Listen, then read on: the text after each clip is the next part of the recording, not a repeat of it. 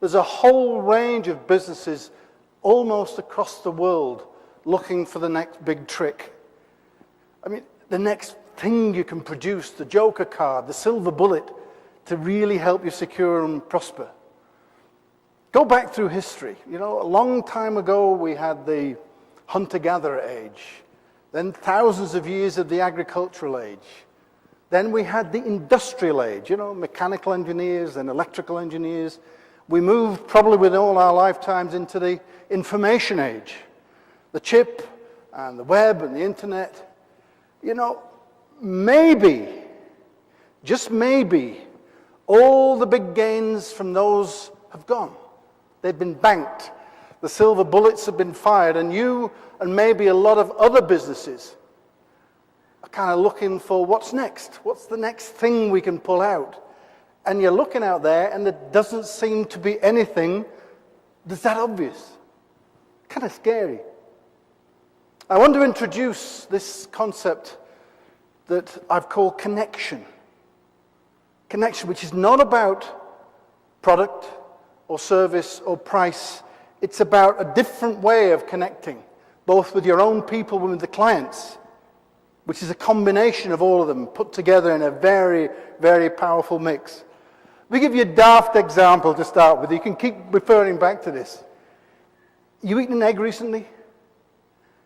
I know in England, the last 4 or 5 years, that's changed. You bought an egg 5, 6 years ago, and there was a generic carton, 6 eggs in it. Bought it, looked at the carton, threw the carton away at your eggs.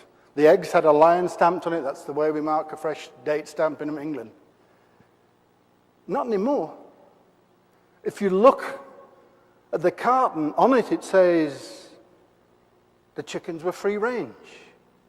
They were fed organic food regularly. They had annual health checkups. They were, somehow or other,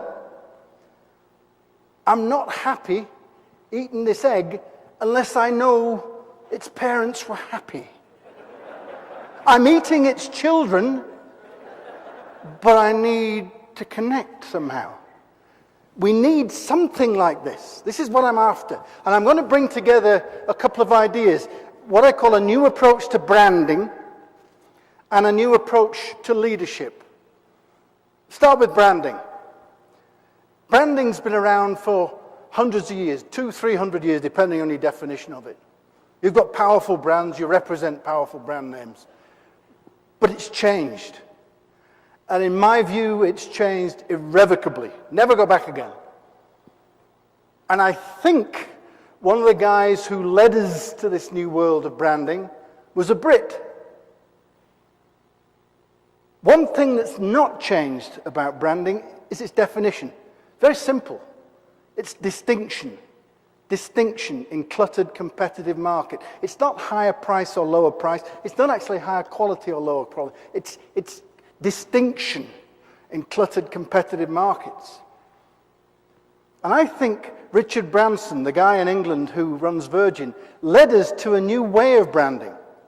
Because frankly, distinction for 100 or 200 years was simply about the product or service portfolio you put in front of the customer. A car, a service like yours, a Coca-Cola bottle, whatever it was. That was how you got distinction. I think Branson changed it. That distinction is about what you do. Now you're getting market distinction.